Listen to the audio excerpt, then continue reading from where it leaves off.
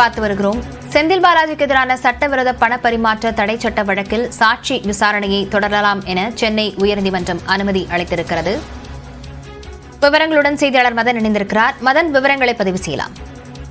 சட்டவிரோத பண பரிமாற்ற தடை சட்ட வழக்கில் அமலாக்கத்துறையால் கடந்த ஆண்டு முன்னாள் அமைச்சர் செந்தில் பாலாஜி கைது செய்யப்பட்டார்.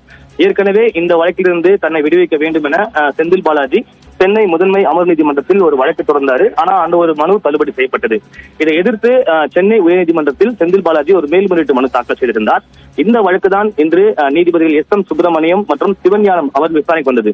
அப்போது அமலாக்கத்துறையால் தொடரப்பட்ட அந்த வழக்கில் தற்போது செந்தில் பாலாஜிக்கு எதிராக ஏற்கனவே குற்றச்சாட்டுகள் பதிவு செய்யப்பட்டு விட்டதாகவும் தற்போது சாட்சி விசாரணை தொடங்கிவிட்டதால் இந்த ஒரு வழக்கை தள்ளுபடி செய்ய வேண்டும் என அமலாக்கத்துறை தரப்பில் ஒரு வாதம் எடுத்து வைக்கப்பட்டது.